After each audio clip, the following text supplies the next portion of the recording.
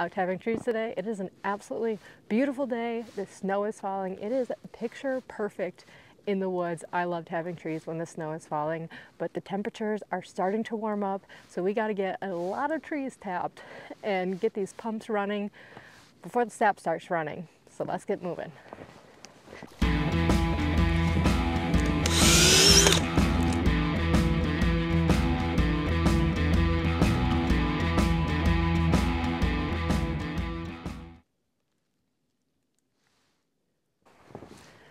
Just walking through the woods here, and I just had 6 deer within 20 yards of me. But by the time I got my phone out, they saw me and of course ran away. So couldn't get that on video, but you see a lot of wildlife when you're out working in the woods. It's really peaceful, it's nice and quiet. And it's just beautiful out here.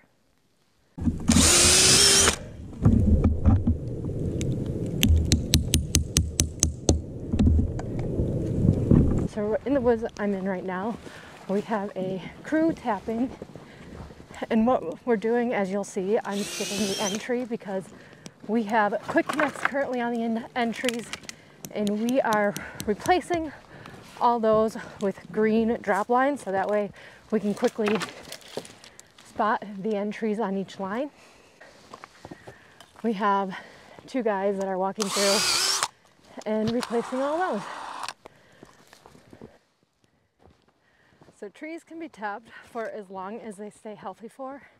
We have some trees on our property that have been tapped for over 100 years. So they have to be about 10 inches in diameter at breast height before you can tap them, which equates to about 40 years old. So once they hit that size, you can start tapping them. And those trees will only get 1 tap per tree. You can put more than 1 tap on a tree if it's a larger tree. A tree that gets 2 taps is going to be 18 inches in diameter. And what that looks like is if you go to hug the tree, your hands will not touch, so your arms won't reach all the way around. So that's a 2-tap tree. And then our 3-tap trees are 25 inches in diameter or larger. You can put 3 taps on it, but you never want to go more than 3 taps. So as long as it's a nice healthy tree, you can tap it for over 100 years. Well past my lifetime. You always got to keep your eyes open when you're walking through the woods, because you'll often find a tap that was missed.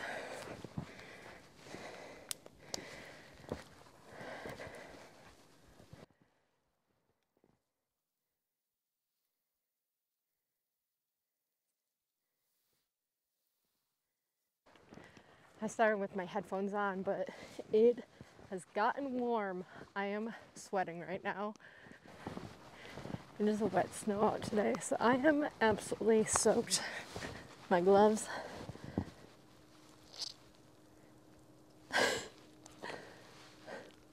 are really wet.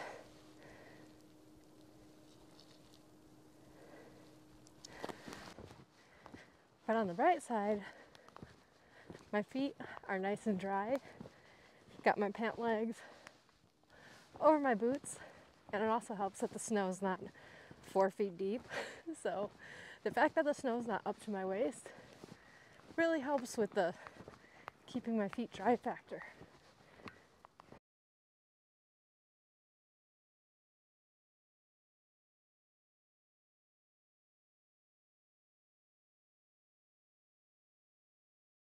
So how much sap each tree produces really varies, but we actually look at it in terms of taps.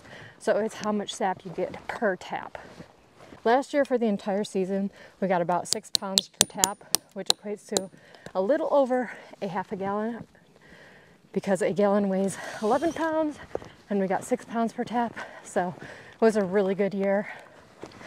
Some woods actually got more than that, some woods got a little less, but that was our average, that 6 pounds per tap.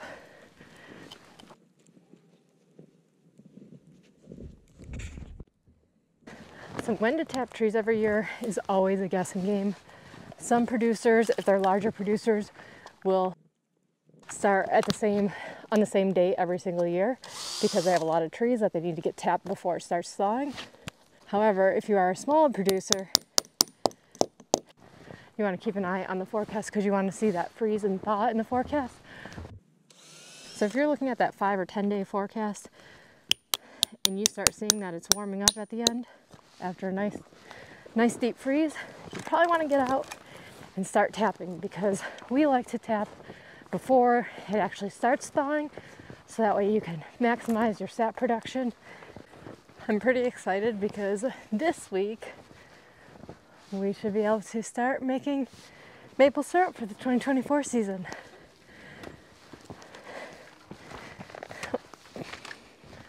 Drop lines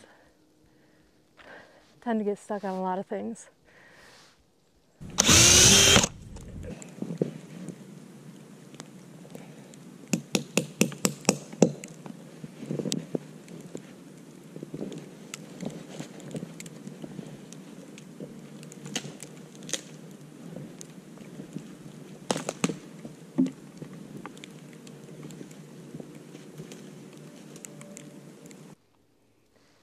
This is such a nice woods to tap, pretty flat walking.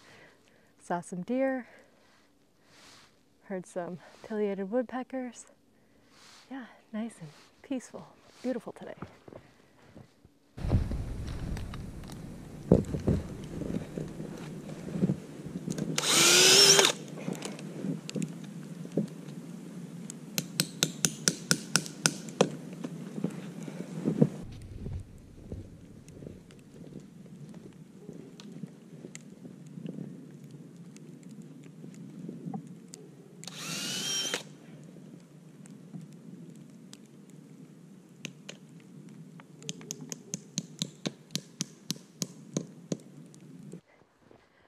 Thank you all once again for tuning in. If you like this video, please be sure to like, comment, subscribe. You got questions, please ask them, and we will be sure to answer them.